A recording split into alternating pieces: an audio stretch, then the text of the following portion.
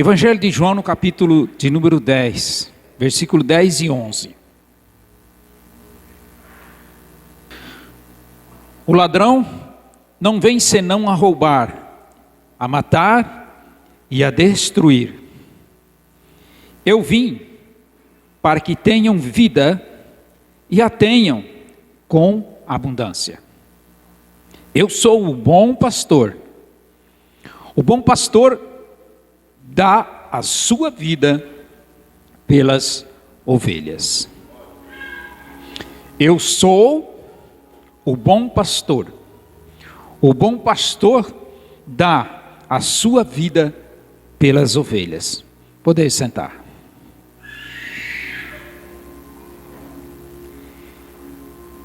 Todas as vezes que a Bíblia, ou na maioria das vezes, a Bíblia vem com essa palavra eu sou, ela está se referindo a Jeová. Quando Moisés perguntou, qual é o seu nome, o que eu vou dizer para o povo? Quem és tu? Porque as pessoas tinham, cada Deus que eles tinham, tinha um nome. E simplesmente Deus disse assim, eu sou.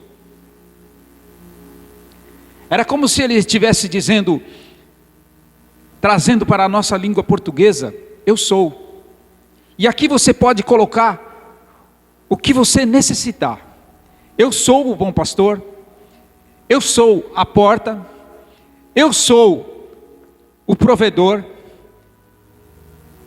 eu sou o Salvador. Aquilo que o seu espírito deseja e necessita. Só que muitas vezes o que nós desejamos não é exatamente aquilo que nós necessitamos.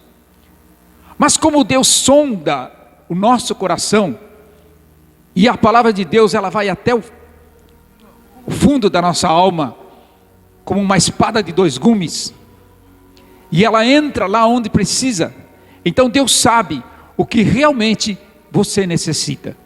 E naquele momento da necessidade, Ele vem e diz, eu sou tal e tal coisa, no seu coração. E você sente isso. E aquilo vem como um bálsamo. Aquilo vem como um alívio e uma proteção.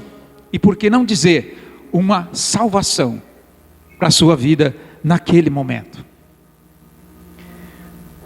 Por isso, Jesus aqui, neste capítulo de número 10, nessa primeira parte do capítulo de número 10 do Evangelho de João, aqui nós encontramos alguns personagens. Nós encontramos o bom pastor, nós encontramos o ladrão, nós encontramos o mercenário, e nós encontramos o porteiro, e nós encontramos as ovelhas. E nos encontramos nesse texto. Com isso em mente, Jesus ele fala aqui nesse texto uma parábola, como tantas e tantas outras que ele contou para exemplificar, para demonstrar aquilo que ele queria transmitir. E não apenas aquilo que ele queria dizer. Certo? Então, é uma parábola, mas ao mesmo tempo, é um assunto bem conhecido. É algo bem conhecido por todos daquela região ali. Ou seja, o apacentar, criar ovelhas. A criação de ovelhas é o assunto aqui. E o pastor que cuida das ovelhas é o assunto central, é o personagem central deste capítulo, dessa parte que lemos e desse capítulo quase que inteiro. E Jesus ele se intitula como o bom pastor. Com isso nós concluímos somente uma coisa, que se ele se intitula o bom pastor, é porque existe o mau pastor. E é porque existe o mercenário. Mais para frente ele vai dizer que o bom pastor, o versículo de número 11 nós lemos aqui, ele diz que o bom pastor ele dá a vida pelas suas ovelhas. É o único Deus, segundo uma reportagem da revista Veja, que falou sobre religiões, a nossa, vamos dizer assim, religião, não é? Que não é bem uma religião, porque religião, a palavra religião significa tentativa de ligação com Deus.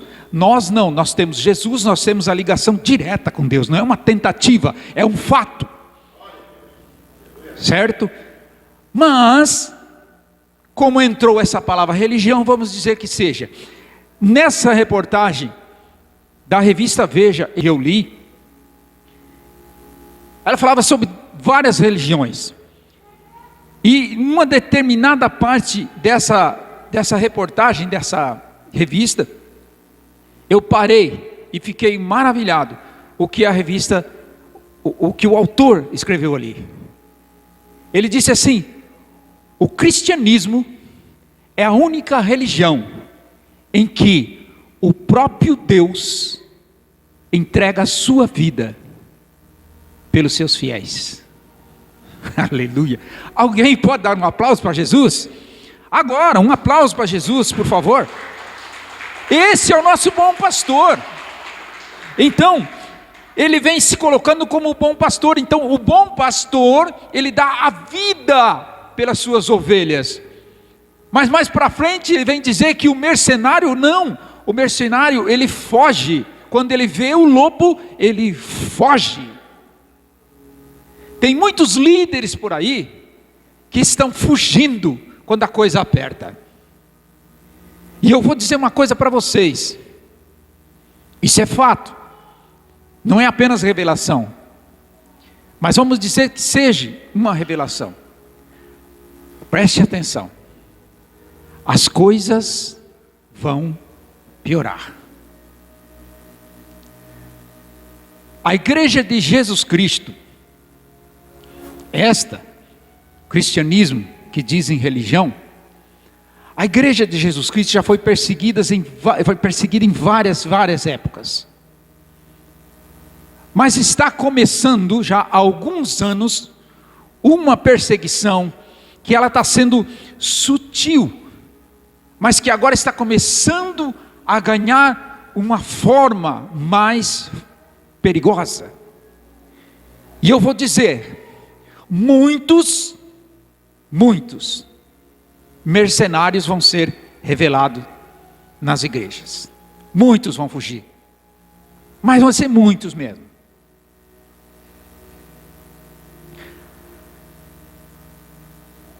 Mas eu não quero entrar nessa questão agora.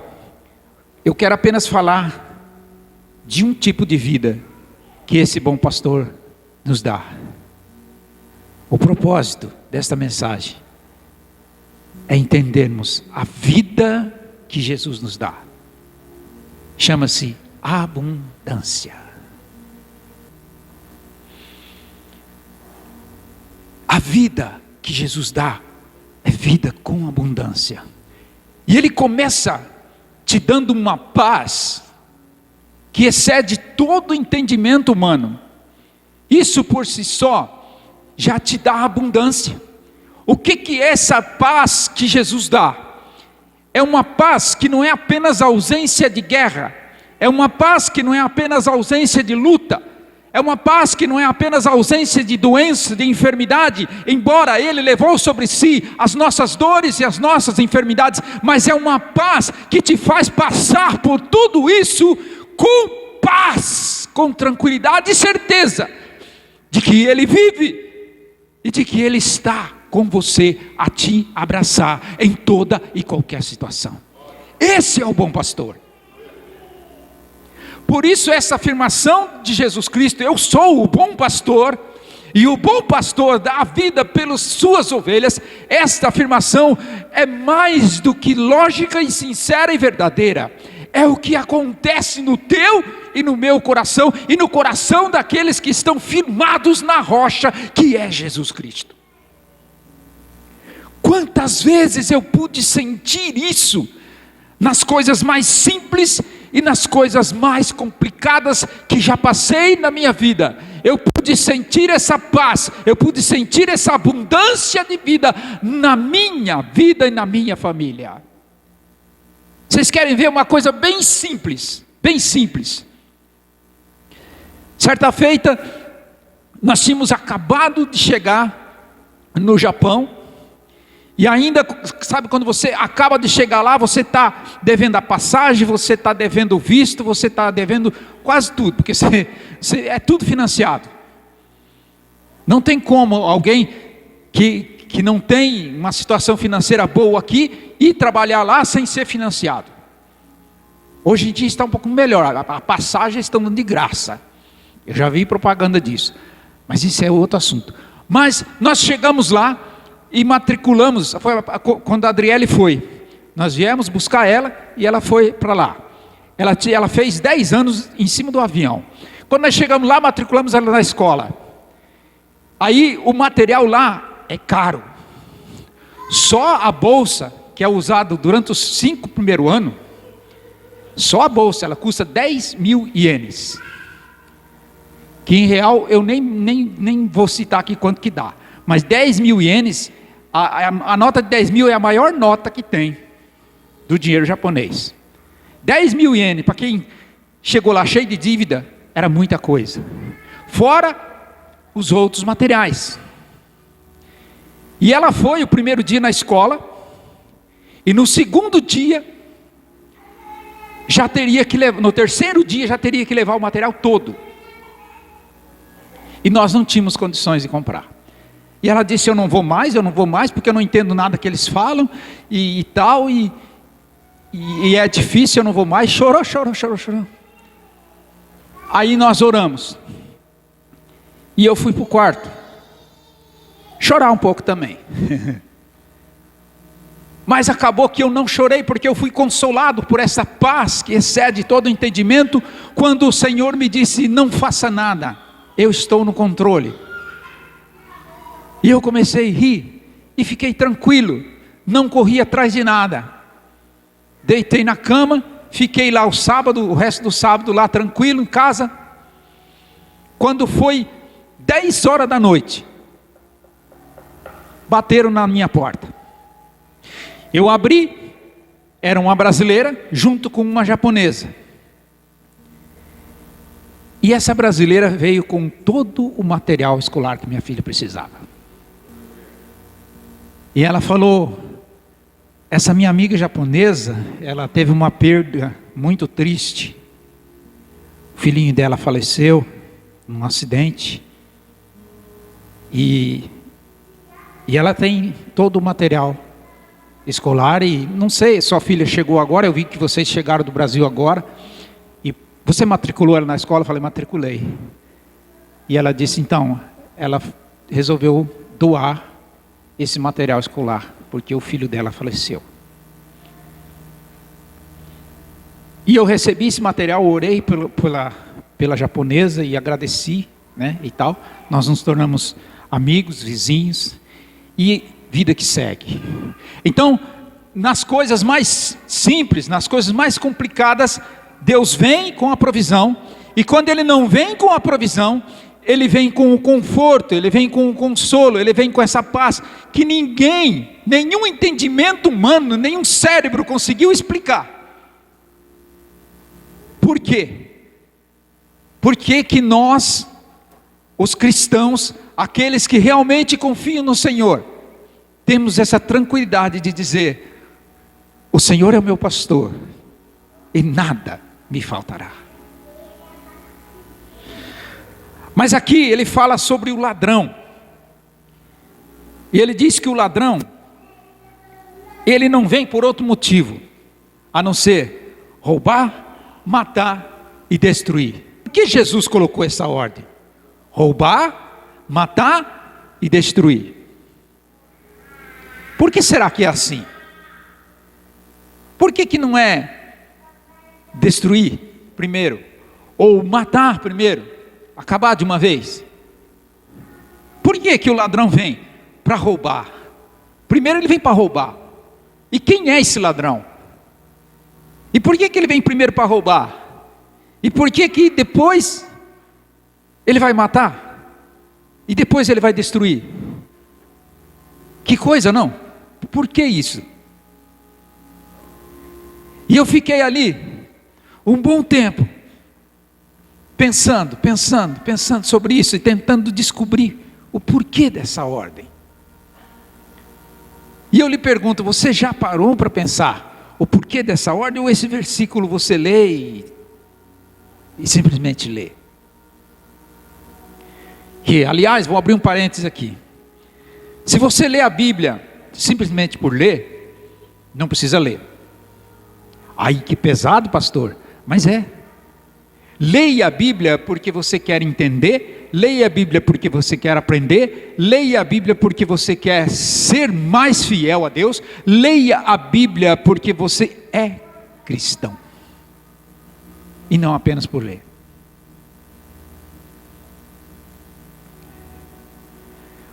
Bom, o primeiro é a palavra roubar. Roubar é pegar aquilo que não lhe pertence, certo? Algumas vezes, o ladrão pega sutilmente, sem você perceber, e outras vezes ele pega realmente à força, ele toma na cara dura, não é? Tirar as boas novas do Evangelho, e te tirar o tempo que você teria para oração, é o roubo maior que ele comete. Então este ladrão é Satanás, e ele vai fazer de tudo o que ele puder para te roubar essa principal coisa, que é as boas novas do Evangelho. Sabe quando você começa a ler algo e você começa a assistir de repente uma reportagem, e você começa a acreditar naquilo? Aliás, a tal da internet, hoje em dia eu posso afirmar para vocês que 80%, se não for 90%, é mentira. É coisas que inventam ou aumentam para te tirar das boas novas de Cristo. Ele vai te dizer que, por exemplo, ir à igreja todo domingo não é tão importante assim.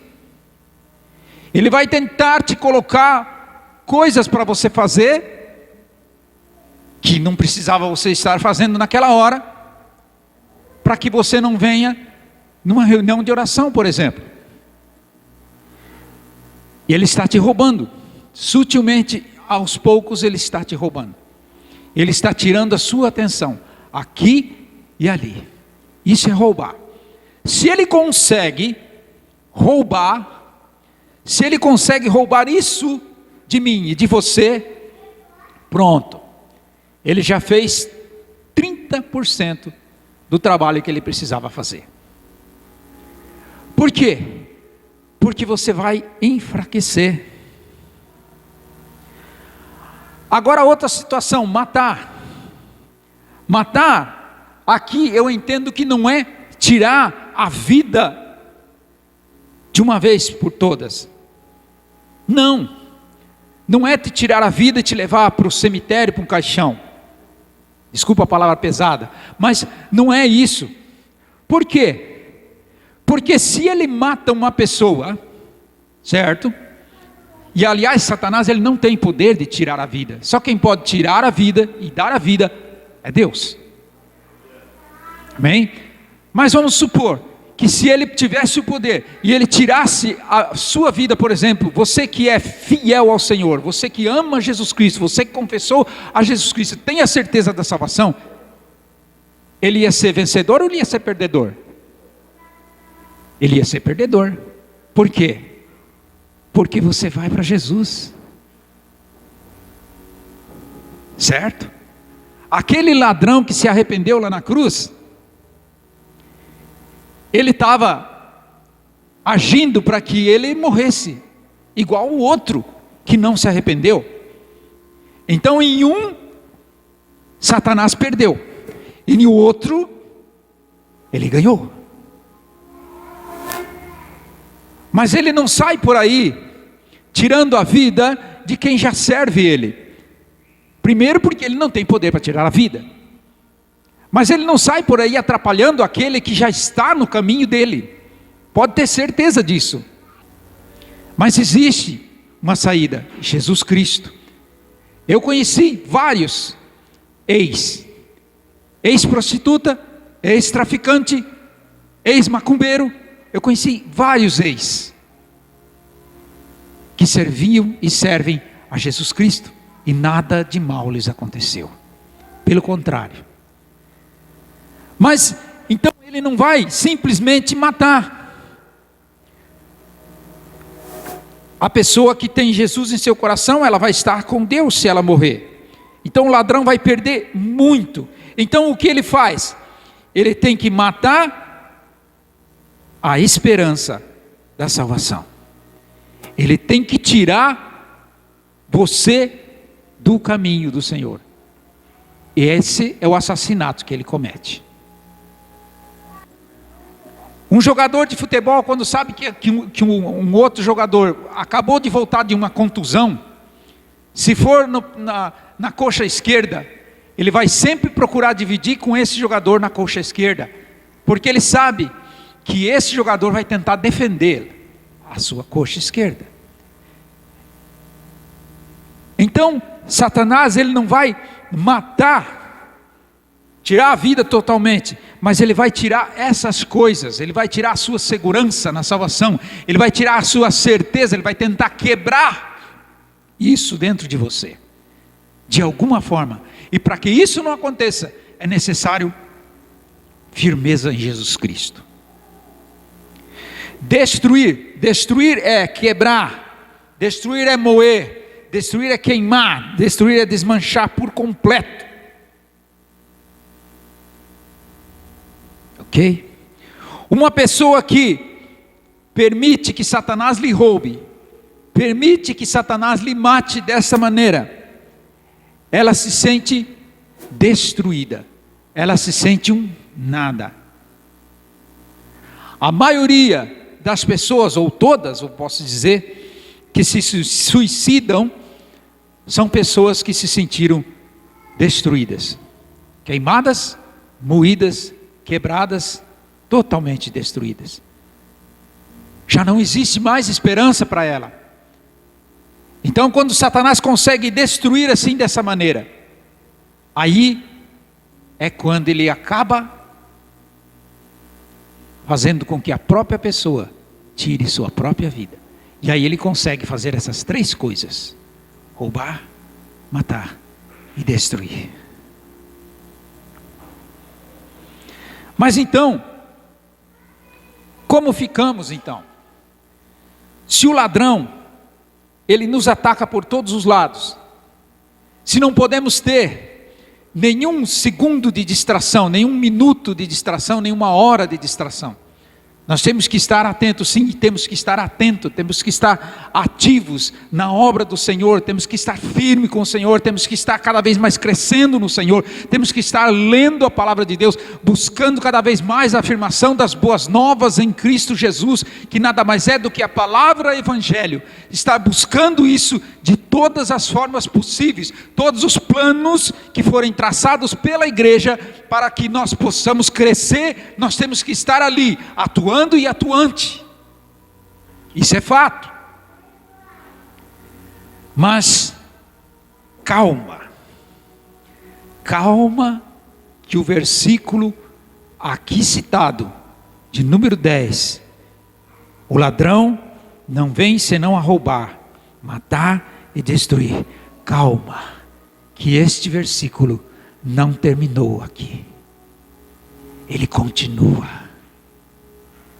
Assim como Jesus morreu e ressuscitou ao terceiro dia, e continua, ele é o alfa, ele é o ômega, assim como a nossa vida continua, depois que saímos desta, a nossa vida continua, nós temos vida eterna com Jesus Cristo, e há uma continuidade. Deus não tem fim, as coisas de Deus não têm fim, e este versículo, ele não tem fim, porque ele continua, ele aparece um ponto e uma vírgula, e ele diz assim: eu vim para que tenham vida, e a tenham em abundância. Esse ponto e vírgula, ele está no lugar do mas. É como se ele estivesse dizendo: mas o ladrão vem para roubar, matar e destruir, mas o grande eu sou, eu vim para que tenham vida e vida com abundância. Ele é o bom pastor. Ele dá a vida pelas suas ovelhas. Então não termina nas mãos do ladrão. Não se deixe terminar nas mãos do ladrão. Não confie no mercenário. Confie no bom pastor.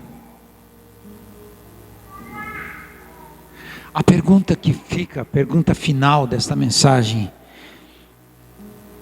que eu quero colocar para cada um aqui pensar.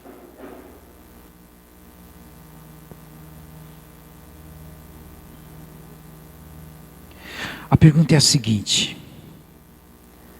você é ovelha deste bom pastor? Você quer ser ovelha deste bom pastor?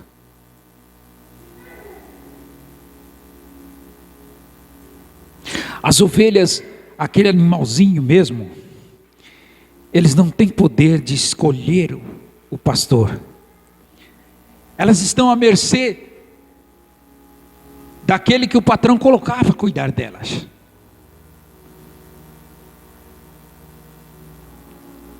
Mas você e eu, nós temos o poder de escolher qual bom pastor, qual pastor vamos seguir. Se vamos ficar na mão do bom pastor, aos cuidados do bom pastor, que dá a vida por suas ovelhas, ou vamos deixar o mercenário atuar nas nossas vidas. Se coloque de pé, por favor.